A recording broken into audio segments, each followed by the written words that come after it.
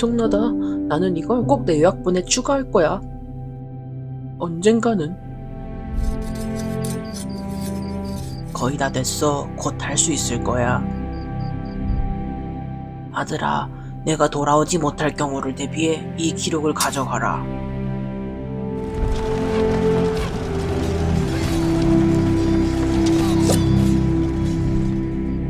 아빠는 제가 이것들을 포함시키기를 원하실 거예요. 레이메닌 군대에 의해 전멸될 위기에도 불구하고 몰몬과 모로나이는 이 신비한 24개의 판을 요약하기로 결정했어요.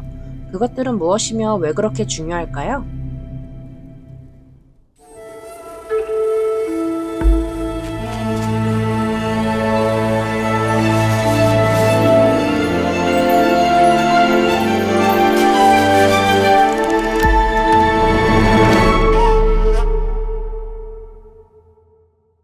이 판 뒤에 숨겨진 미스터리를 밝히기 위해 우리는 먼저 시간을 되돌려야 해요.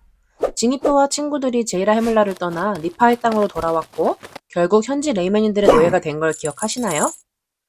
지니프의 손자인 이마이 왕은 그의 백성이 홍해처럼 갈라져 제이라 헤물라로 돌아가기를 원했어요. 문제는 그들이 그곳으로 어떻게 가는지 제이라 헤물라가 아직 존재하는지 전혀 모른다는 거예요. 그래서 리마이 왕은 그 도시로 가는 길을 찾기 위해 정찰병 몇 명을 북쪽으로 보냈어요. 하지만 이 정찰병들은 제이라 헤물라를 완전히 놓치고 더 북쪽으로 가버려서 잘못된 방향으로 나아가 버렸어요. 그곳에서 그들은 뼈와 모든 문명의 폐허로 가득 찬 황량한 황무지를 발견했어요. 겁에 질린 정찰병들은 폐허 속에서 이전에 본 적 없는 이상한 언어로 쓰여진 고대 기록을 발견했어요. 정찰병들은 신비한 돌 2개와 함께 이 판들을 니파의 땅으로 가져갔어요. 나중에 암몬? 아니요, 다른 암몬이요. 이 암몬이 니파의 땅으로 내려가서 리마이의 백성을 그와 함께 제이라 헤물라로 데려왔어요. 그들은 신비한 유물을 모사이아 2세 왕에게 가져왔어요. 그리고 모사이아 왕은 해석기 또는 선견자의 돌을 사용하여 24개의 판을 번역할 수 있었어요. 그가 번역한 것은 노아 시대와 바벨탑 시대로 거슬러 올라가는 고대 문명의 아름답고 비극적인 이야기였어요.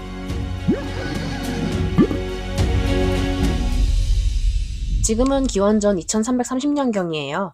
주님께서 바벨론 사람들의 언어를 혼란스럽게 하시는 동안에도 충실한 신앙으로 남아있는 사람이 적어도 2명 있어요.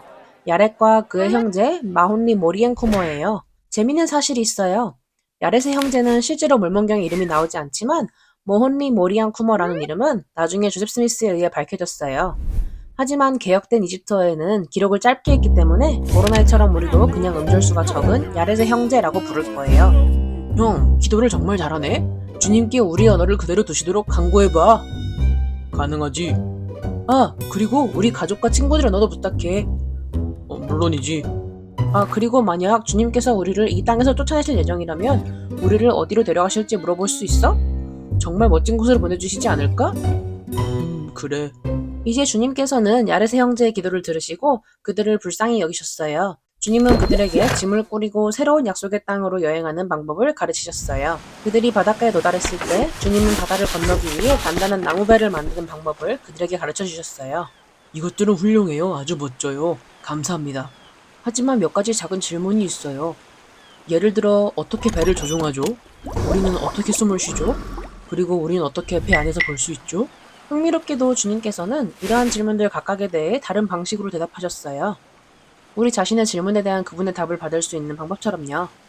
그들은 어떻게 배를 조종할까요? 걱정하지 마세요. 예수님은 비유적인 조종자를 잡고 그들을 위해 바다 건너로 그들의 배를 인도하실 거예요. 그들은 어떻게 숨을 쉬게 될까요? 주님은 이 문제를 해결하는 방법에 대해 그들에게 직접적인 지시를 주셨어요. 그럼 그들은 어떻게 배 안에서 볼 수 있을까요? 그들은 끊임없이 파도의 공격을 받는 나무배에서 창문을 사용하거나 불을 사용할 수 없어요. 어쩌죠? 하지만 이번에는 해결책을 자세히 설명하는 대신 주님은 야렛의 형제에게 약간의 노력을 요구하셨어요. 내가 너희를 위해 무엇을 해줘야 한다고 생각하느냐. 흥미롭게도 부모님들은 종종 비슷한 패턴을 보여요. 우리가 아기일 때 스스로 아무것도 할 수 없기 때문에 우리 부모님은 우리를 위해 모든 것을 돌봐줘요. 우리에게 먹을 것을 주고 보호해주고 기저귀를 갈아주는 등 말이에요. 그리고 어린이가 되었을 때 부모님들은 단계별 스스로 일을 처리하는 방법을 가르치기 시작해요. 신발끈 묶는 법, 자전거 타는 법 등등 같이 말이죠. 하지만 성인이 될수록 우리는 부모님에게서 배운 것을 가지고 스스로 일을 처리해야 해요. 우리 부모님은 여전히 도움과 지도를 제공하기 위해 우리 뒤에 계실 수도 있지만 궁극적으로는 우리가 스스로 올바른 결정을 내리길 원하세요. 그래서 주님께서는 사랑이 많은 부모처럼 야르세 형제에게 스스로 해결책을 생각할 수 있는 기회를 주셨어요. 그리고 그는 해결책을 아하! 제시했어요. 일부 랍비들에 따르면 노아의 방주에도 빛나는 돌이 있던 것처럼 방주에서 빛나는 돌에 대한 아이디어를 얻었을 가능성이 있어요. 하지만 야레스 형제는 해변에 오래된 돌을 집어둔 대신 유리처럼 투명한 자신의 돌을 조심스럽게 가공했어요. 아무리 아름다워도 하나님의 능력이 없다면 그것들은 단지 예쁜 유리바위일 뿐이에요. 야레스 형제는 자신의 해결책을 제시하며 주님께 각 바위를 만져 빛을 발하게 달라고 간구했고 그가 기대했던 것보다 훨씬 더 많은 것을 얻게 되었어요. 야레스 형제의 믿음은 너무나 강해서 땅과 하늘 사이에 휘장이 갈라졌고 예수님께서 돌을 만지실 때 실제로 예수님의 손가락을 보았어요. 예수님께서는 충격을 받은 야레스 형제를 안심시키신 후 자신의 모습을 온전히 드러내셨어요. 그분은 살과 뼈가 있는 것처럼 보이지만 실제로는 영이세요. 이는 그분이 현세에서 성령을 베푸시는 동안 어떤 모습일지를 보여줘요. 그리고 분명히 예수님께서 이렇게 누군가에게 나타난 것은 이번이 처음이었어요. 그런 다음 예수님께서는 야레스 형제에게 돌 2개를 더 주셨어요. 맞아요, 그 돌. 우림과 둠밈이요. 모사이아 왕과 모로나이가 사용한 후 모로나이는 조셉 스미스가 mormon경을 번역하는 데 사용할 수 있도록 금판과 함께 돌을 묻었어요. 멋지죠? 이제 야레스 형제가 원래는 단순히 배의 불을 밝히는 데 도움을 요청했다는 것을 기억하세요.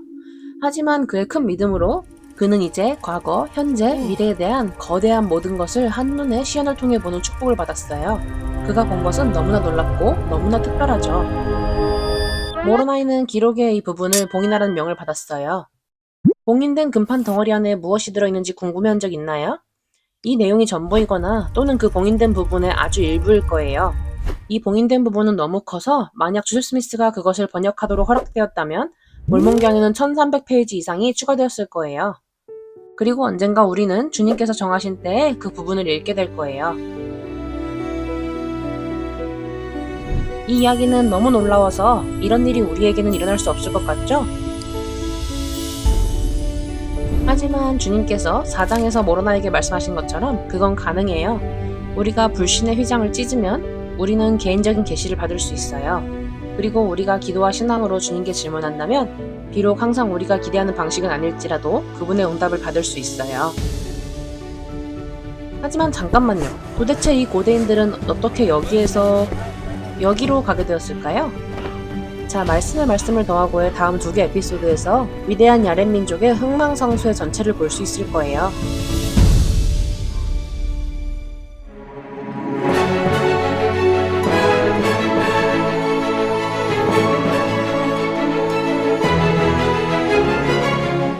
이 영상을 재밌고 유익하게 보셨길 바래요. 이제 여러분이 직접 경전과 그 뒤의 이야기까지도 공부할 차례예요. 계속해서 배우고 싶다면 말씀에 말씀을 더하고 어저나를 따르라와 함께하세요.